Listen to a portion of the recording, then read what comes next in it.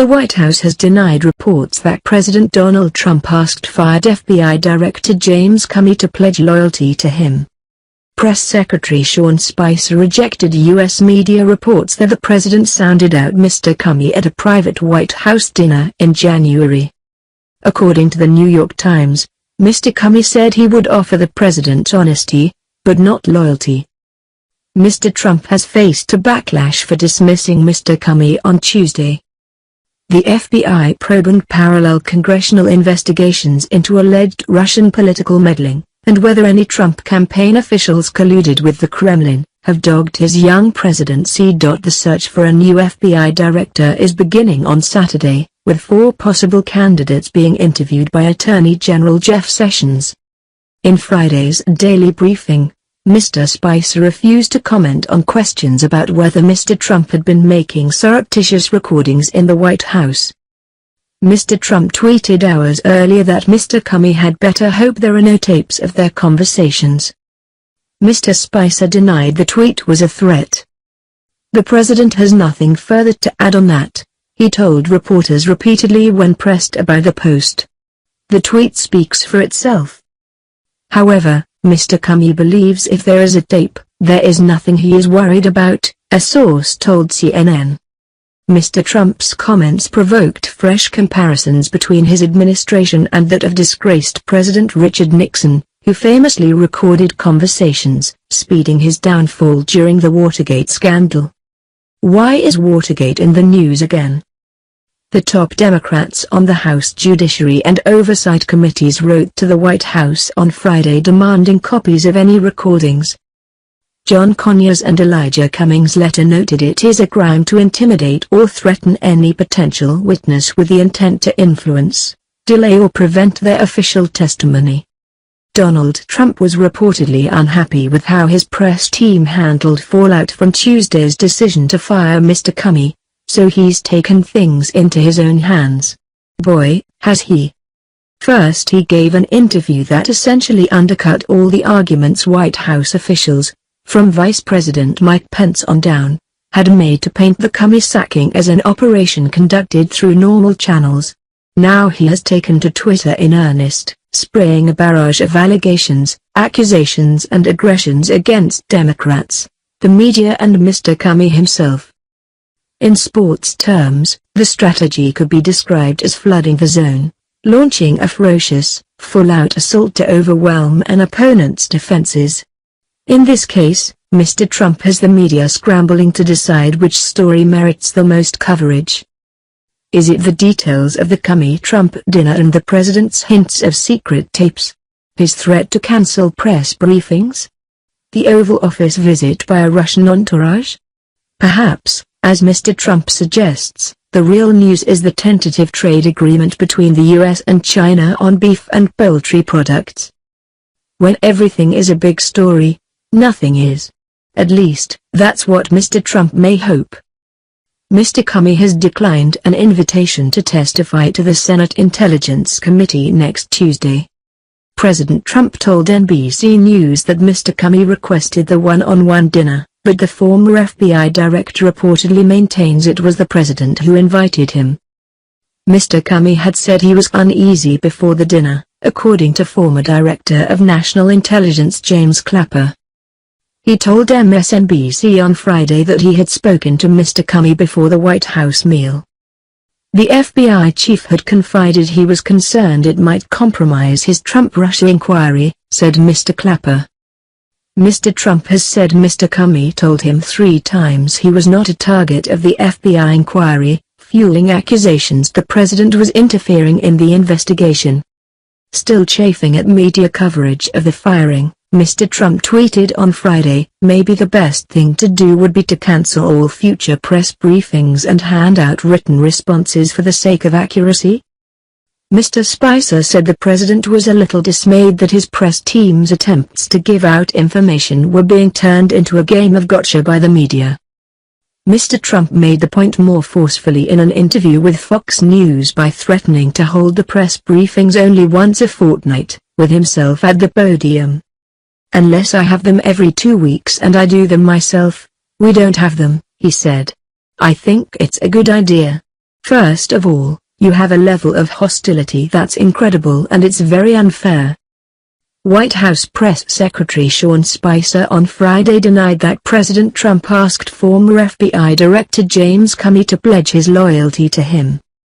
No comment, Spicer said during the daily press briefing when asked whether Trump made such a demand.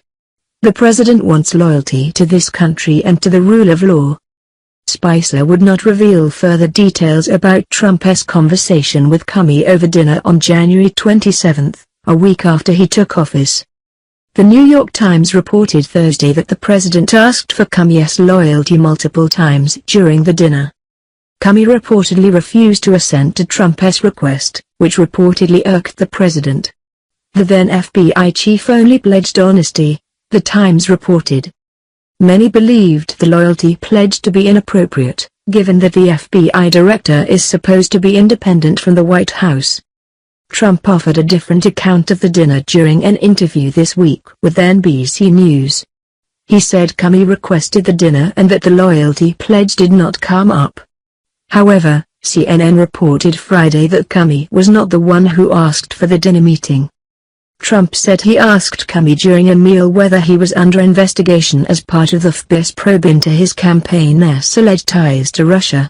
Comey told him he was not, according to Trump. Associates of Comey have denied that account to multiple media outlets. The White House is denying that President Donald Trump asked then FBI Director James Comey for his loyalty during a White House dinner in January. Press Secretary Sean Spicer refuted that account during his daily briefing. He said the president wants loyalty to this country and to the rule of law. An associate of the fired FBI director confirmed Friday that Trump asked for Comey's loyalty during the private dinner. The associate with knowledge of the conversation confirmed an account of the conversation in the New York Times is accurate. During the dinner, Comey refused to pledge his loyalty and instead offered the president his honesty. In an ominous warning, President Donald Trump declared Friday that fired FBI Director James Comey had better hope there are no tapes of their private conversations. Trump's tweet came the morning after he asserted Comey had told him 3 times he wasn't under FBI investigation. Comey has not confirmed Trump's account, which concerns the FBI's probe of Russia's interference in the 2016 presidential election and allegations of Trump campaign collaboration with the Russians. And on Friday, a person close to the former director recounted a Comey-Trump dinner in January in which Trump asked for a pledge of loyalty. Comey declined, instead offering honest. When Trump then pressed for honest loyalty, Comey told him, "You will have that," recounted the Comey associate. White House spokeswoman Sarah Huckabee Sanders disputed that report and said the president would never even suggest the expectation of personal loyalty. Officials did not immediately respond to questions about whether Trump recorded his discussions with the FBI director. Details of the dinner were first reported by the New York Times. Trump, in an interview Thursday with NBC News, had this version: "I said, if it's possible, would you let me know, am I under investigation?" He said, "You are not under investigation." Trump said the discussions happened in 2 phone calls and at a dinner in which Comey was asking to keep his job. The president's Twitter comments on Friday again raised the specter of Richard Nixon, who secretly taped conversations and telephone calls in the White House ultimately led to his downfall in the Watergate scandal. Trump's firing of Comey already has left him with the dubious distinction of being the first president since Nixon to fire a law enforcement official overseeing an investigation tied to the White House. Trump was widely known to record some phone conversations at his office in Trump Tower during his business career, sometimes remarking to aides after a call as to whether or not he had taped that one. "I would note that New York is a one-party consent state, and President Trump has always abided by the law," said Sam Nunberg, a former campaign aide, noting that it is not required in New York for both parties on a call to be aware that it was being recorded. Associates of the former FBI director, who remained out of sight Friday at his suburban Virginia home, said they believed any recording would validate Comey's side of the story. "It would be great were they recorded," said Daniel Richman, a former federal prosecutor and now a professor at Columbia Law School. Meanwhile, the Senate's number 2 Democrat, Dick Durbin of Illinois, said Friday that Trump was dangerous and that his credibility has been destroyed. Durbin, on Morning Joe on MSNBC, suggested that the president's move to fire Comey amid its Trump-Russia investigation was dangerous because he may be obstructing justice. And he said he feared the world would no longer take Trump at his word. Trump, in his NBC interview, said he had been intending to fire Comey for months and that it had nothing to do with the Russia investigation. But he also said, "In fact, when I decided to just do it, I said to myself, this Russia thing with Trump and Russia is a made-up story. It's an excuse by the Democrats for having lost an election that they should have won." Even before Trump's provocative tweets, the White House was scrambling to clarify why Comey was fired. The White House initially cited a Justice Department memo criticizing Comey's handling of last year's investigation into Hillary Clinton's emails as the impetus. The shifting accounts of the decision to fire Comey, whom Trump derided as a showboat and grandstander, added to a mounting sense of uncertainty and chaos in the West Wing, as aides scrambled to get their stories straight and appease an angry president. Earlier Thursday, on Capitol Hill, acting FBI Director Andrew McCabe strongly disputed the White House's assertion that Comey had been fired in part because he had lost the confidence of the FBI's own rank and file. McCabe also pointed out the remarkable nature of Trump's version of his conversations with Comey. McCabe told a Senate panel it was not standard practice to tell an individual whether they are or are not under investigation. Previous presidents have made a public show of staying out of legal matters, so as not to appear to be injecting politics. The ousted director himself is said to be confident that his own version of events will come out, possibly in an appearance before Congress, according to an associate who has been in touch with him since his firing Tuesday. Trump and Comey's relationship was strained early on, in part because of the president's explosive and unsubstantiated claims that Barack Obama wiretapped Trump Tower. Comey found the allegations confounding, according to his associate, and wondered what to make of what he described as strange thoughts coming from his new boss. The president was no kinder to Comey on Thursday, calling him names and saying he'd left the FBI in virtual turmoil. He said that while he received a scathing assessment of Comey's performance from Deputy Attorney General Rod Rosenstein on Monday, that memo was not a catalyst for his dramatic decision, as the White House had said earlier. "I was going to fire Comey," Trump said. "Regardless of recommendation, I was going to fire Comey." That's far different from the White House's initial account in the hours after Comey's firing. Multiple officials, including Vice President Mike Pence, said the president was acting at the behest of Rosenstein and Attorney General Jeff Sessions.